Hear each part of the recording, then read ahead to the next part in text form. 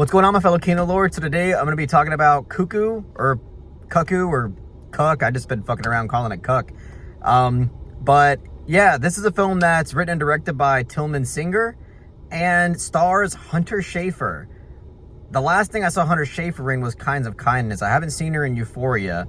I haven't really watched that show. I remember trying to watch the first episode and couldn't really get into it. Don't judge me based off of that. It's just kind of hard for me to get into TV shows, period. But I did have some interest in this movie. I remember thinking the trailer was pretty weird and unique and engaging. And, you know, when it comes to the horror genre, if it checks all those boxes off, sign me in. And it's a neon distribution. And, you know, Neon and A24 have been pretty reliable when it comes to horror and really just film in general. So yeah, I mean, those two distribution slash production companies have been awesome when it comes to independent cinema. So again, for that reason, I was pretty curious to check this one out. And coming out of this movie, I think I enjoyed this movie. Just by saying that, you can guess that I have mixed feelings towards it, because I definitely do. But I think overall, I enjoyed this movie. And I think the reason why that is because it does enough when it comes to the more creative and just bizarre side of filmmaking that really tickles my fancy, really tickles my pickle enough to where I'm like, okay, there's enough here for me to admire. And the second half of this movie does quite a bit for me to feel more engaged in. Because the first half of this movie, honestly, there's a good chunk of it that I just kind of felt checked out by. Was not really feeling it. Was thinking that I was gonna walk away from this movie thinking that it was just like a flat line. But then it really kicks into gear. And not all of it works, even when it does kick into gear. But I definitely enjoyed those elements of the second half more than the first half. Just a simple plot summary. Hunter Schafer plays a 17-year-old teenage girl who, you know, it's ambiguous in the first half, but, you know, she's deciding to live with her father and her half-sister. And they go off to they live in this home retreat resort area, where the owner, Dan Stevens, who plays this German, which, by the way, he has an incredible German accent in this movie, for better or worse. You know, I'm not an expert on linguistics or dialect or anything like that.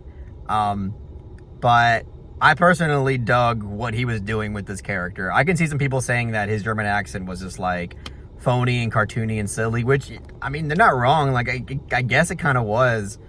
But whatever it was, it worked for me. I thought Dan Stevens' performance and his character was honestly quite awesome. And, but maybe that's just because I don't know. I just kind of like Dan Stevens. I've dug him ever since The Guest. And every time I see him in a movie, I just kind of always like him. Even in Abigail. Like, I didn't like Abigail, but I liked him in that movie. Anyway, not to get too off track. But yeah, like, so they live on this resort. And Dan Stevens is the weird rich German guy, and the film very clearly shows that he has some weird shit going on. He has skeletons in his closet. Weird shit is happening around Hunter Schafer's character, and eventually the film, you know, as it progresses, unravels all the weird shit that's going on. That's basically the film's plot in a nutshell. And again, the first half of this movie, I felt like it lacked in a lot of areas. First of all, in terms of direction, and this isn't just a first half criticism. I think that this kind of goes to show, like, for the entire film. I think it gets a bit better in the second half, but in terms of direction and presentation, I just feel like there's not much there. Like, it's competent and it's directed well enough, you know, for me to be like, you know, for it to be watchable and for it to be, you know, somewhat engaging while you're watching it. But, I mean, in terms of style and technique, I mean, I just feel like there's not much there elevating the material. I feel like it relies a lot on the screenplay and the concept and the performances alone to really elevate the material. And therefore not really elevating it much, because I feel like a lot of what makes a film stand out and makes it unique is the way that the film is presented. You know, how differently and how effectively can you present a film for me to feel engaged in it? And I feel like this film kind of lacked that for the most part. Like that's kind of a criticism I have for the whole thing. But I feel like that's especially the case with the first half of this movie. The film wasn't doing much to make me feel invested in the material. Not only in the direction department, as I said, but even like in the screenplay department. I feel like the only character that really had its own like personality and intrigue was actually the villain character, which is Dan Stevens.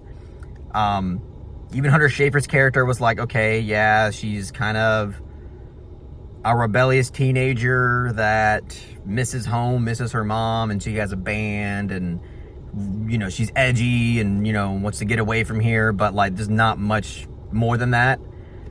And emotionally, I didn't feel anything. That being said, there's something that happens in the second half of this movie, like right in the middle of this movie, where it reveals something about her and her family. That's all I'll say, so I don't spoil too much. And it's like this emotional core of the movie just like sprung to life. And then I started really feeling genuine emotional investment in Hunter Schafer's character. And even her younger sister character. And that was the moment where I was like, okay, awesome. Here we go. Now I feel like I can feel, again, more engaged in what's happening. And that was the case because, you know, ever since that moment happened, even though the film continues to get, you know, as bizarre and it just gets bizarre and crazier as it goes along, I still felt it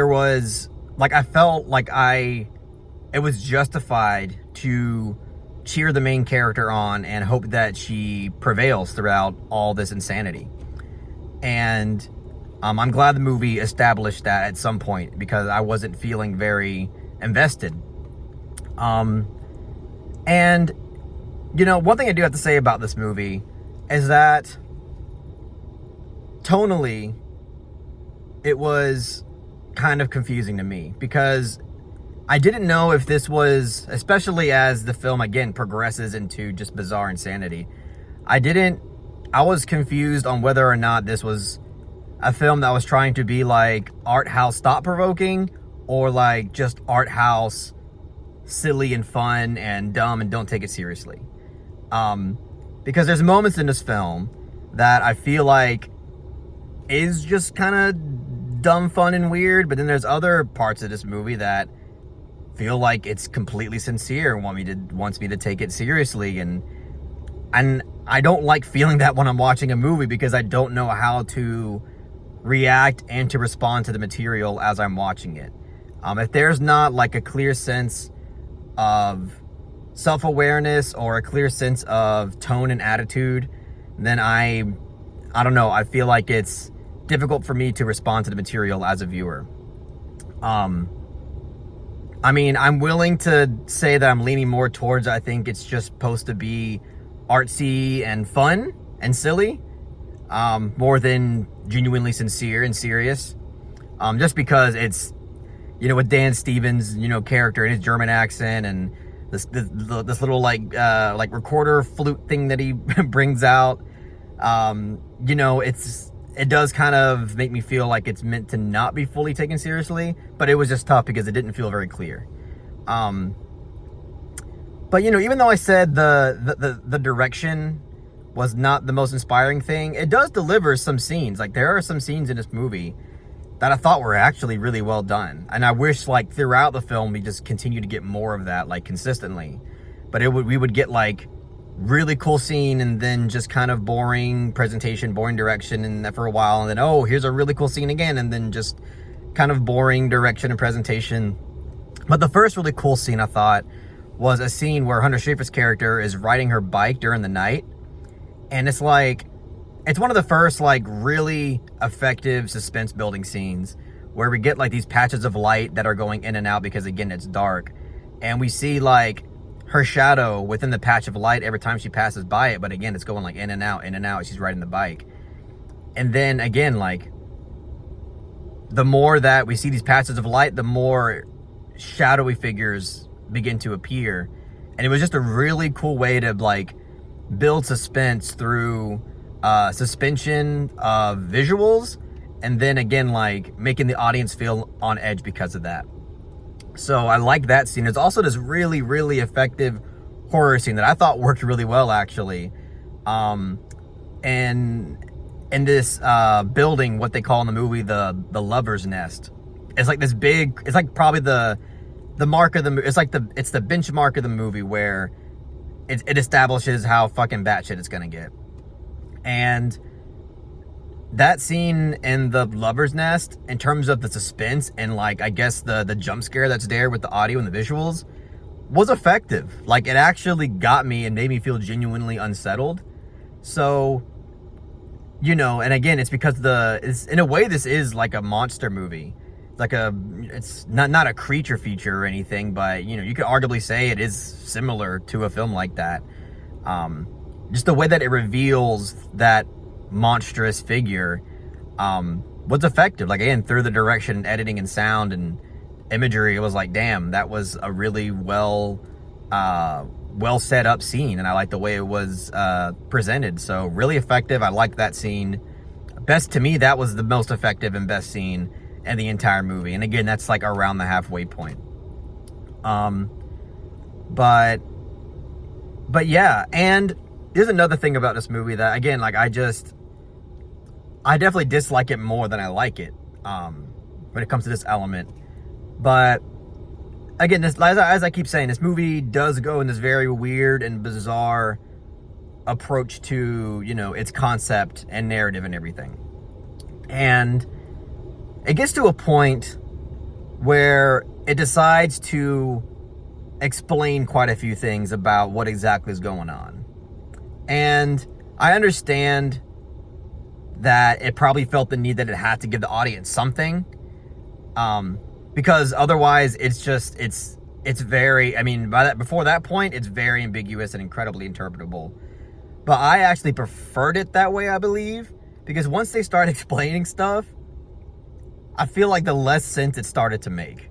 And like, some of it makes sense, but I feel like there's a lot of holes and a lot of things that, like, a lot of gaps in between that aren't coming together with their explanations of things.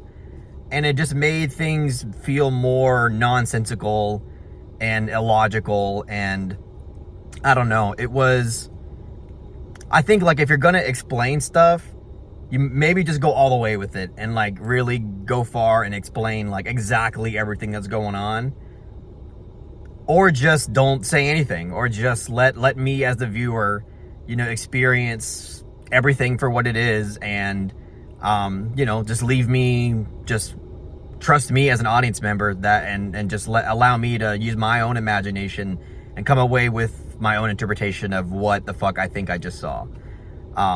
But it doesn't do that. It has like this weird middle ground where it's like, I'll explain some things, and I guess that's it. But then it makes everything seem more messy and more just nonsensical. I also think, as much as I dug Dan Stevens' character and his performance, I don't feel like he had enough motive like in this movie, because he's the villain in this movie, and there's not much like reason, again, and motive behind why he's deciding to do this batshit insane stuff. I mean, maybe it's just because he's fucking cuckoo, and that's maybe it's self-aware, it's the name of the movie. Maybe that's it, but it doesn't really give you much. Like, there's a scene where Schaefer's character is like, why are you doing this? And he's like, there's no reason, it's because it's nature. And I'm like, that's it? That's all we get? So, I don't know. This movie it's quite a mixed bag, for sure. It's quite a mixed bag. I can't say that I'm in love with it, obviously. I liked it enough to recommend to y'all at some point. I can't sit here and tell you, yeah, you need to go out and watch this movie ASAP. I'd say personally, if you're gonna watch it, maybe wait for it when it's the most convenient to you, and just check it out that way. Otherwise, I don't know. I'm mostly mixed on this movie, but with that being said, I will give Cuckoo a solid 6 out of 10. I liked it better than Trap. I know that, I don't know, like, it's weird because in my Discord server, I feel like I'm like the only one that really dislikes Trap, and I'm an M. Night Shyamalan apologist, but a lot of people in there seem to really dig it. But that movie just kind of irritated the fuck out of me. This movie irritated a little, you know, it kind of got under my skin a little bit too, but I found more enjoyment in it. I think it does more right than it does wrong. Not by a long shot, but at least it does do that. But it does kind of remind me a little bit of Trap in a way, because they're both kind of ridiculous, and conceptually I feel like are kind of nonsensical. But anyway, let me just stop myself there. That's all I got to say about Cuckoo. If you really enjoyed what I had to say about the film, just give it a thumbs up and share it amongst your friends. And don't forget to subscribe to the channel to be updated on more film-related content.